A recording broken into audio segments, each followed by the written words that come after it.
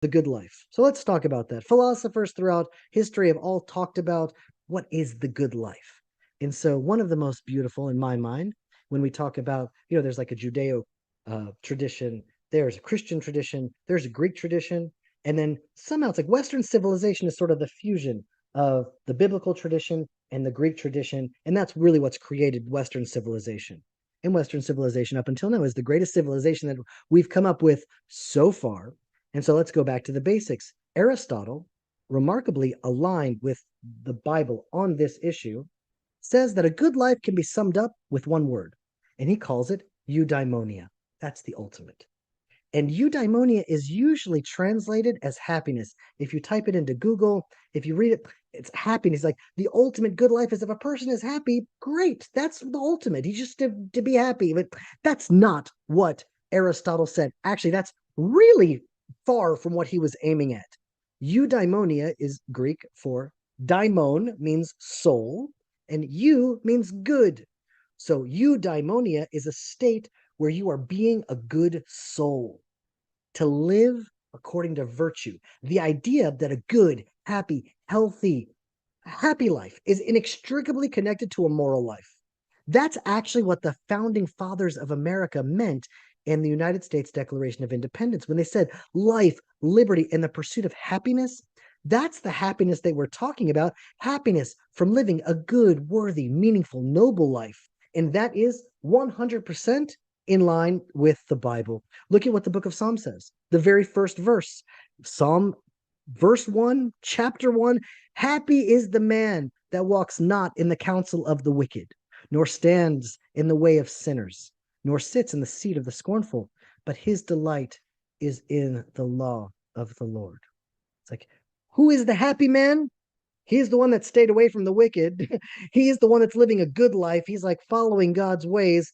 And just in case, chapter 106, verse 3 really says it beautifully. Happy are those who uphold justice, who practice righteousness at all times. So, of course, King David existed, well before Aristotle, but he's giving us the keys here. It's like, you want actual happiness, live, uphold justice, live with righteousness, and you'll see that you'll be better, you'll be happier, you'll be stronger, your life will be blessed. It'll just make you flourish. Excellent. And then you look at the world today and you're like, well, 21st century, 2023, we're better off, better informed, healthier, and freer than any previous generation. But the life satisfaction of young men has absolutely plummeted. Richard Wilkinson wrote a book called The Spirit Level, and I'm only quoting this because Rabbi Jonathan Sacks quoted him. So I learned this from Rabbi Jonathan Sacks, but here's the quote. It is a remarkable paradox that at the pinnacle of human material and technical achievement, we find ourselves anxiety-ridden, prone to depression, worried about how others see us, unsure of our friendship, driven to consume, and with little or no community life. It's like depressing. It's like, how did that happen? What's going on here? We're in you go to the most money world. You go to a hotel, a simple hotel in Israel. You eat like kings didn't eat the way that hotels in Israel give you food.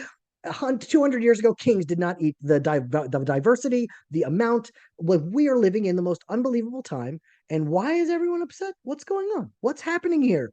And I think what happened is that instead of living a little bit like the founding fathers of America that defined that happiness that was connected to, liberty and freedom and nobility and character, it became a life of pursuit of life, liberty, and pleasure. And in philosophic terms, it went from a eudaimonic happiness to a hedonic happiness, to a happiness that is just based on physical pleasure. And in modern culture today, Western secular civilization, hedonism prevails. It's like, why did that happen? It's like, maybe it was better for the economy. Maybe it's an easier path in the immediate and people can't see far enough down the road. Maybe it's an easier sell. It's like, tell people the ultimate in life is to buy more stuff and die with more toys. And so now in secular civilization, it's like the race is on. Who has the newest phone? Who has the newest car? Who has the most stuff? A former director of General Motors Research Lab said like this: advertising is the organized creation of dissatisfaction. And I thought that's just a great summary of advertisements and the advertising industry. Let's make people feel unsatisfied and always wanting more. And that way we'll make more sales. And that's really the heart of the advertising industry. And so hedonic happiness is achieved through kind of experiences of pleasure, comfort, maximize pleasure, minimize pain. That's where you're going to find happiness. And Rabbi Sachs says it's like a new culture, a new religion has been built around this false idea. You get retail therapy. You're not feeling good? Go out and buy stuff. You'll feel better. Salvation by shopping. That needs to be a bumper sticker. It's like that's what the world is at right now. And so you know what that looks like? Someone sent me this meme and I can't help but share, but I'm like, a society that's built around that. This is what the health czars around the world look like in the most secular countries in the world. You have the Democrats in America right now, Belgium, Britain, Canada. Those are the people that are giving public health advice to their countries. That's what that society is going to look like.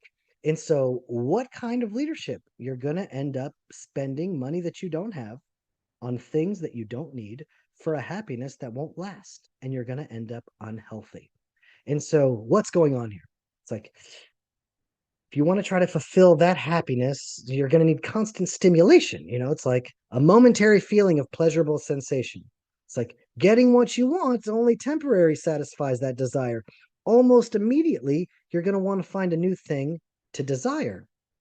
But what we're talking about, what the ultimate goal is to live a joyful life. What does that look like? It's like, in order to live a joyful life, you have to view yourself over time. That's why all of the Torah is based around a calendar, based around a year, based around a week. It allows us to stop, see ourselves in time, look back in time. What was good? What was bad? Look forward in time. How do I want to be better? How do I want my life to look? That's how I'll build a joyful life. This is a story. It's a true story. My son Akiva came up to me. This is when he was 15 years old. And he's like, Abba, do you know what I started doing? I started asking myself, what would my 25-year-old self tell me to do now? I'm 15. What would make him happy with my decisions now? Would he tell me to go play video games? No. He would tell me to go work out. He would tell me to get good grades so that when I'm 25, I'm going to be in a much better position. And I'm like, wow, 15 years old. How did you learn that? That is that's exactly how to live a joyful life. It's to see ourselves over an expanse of time.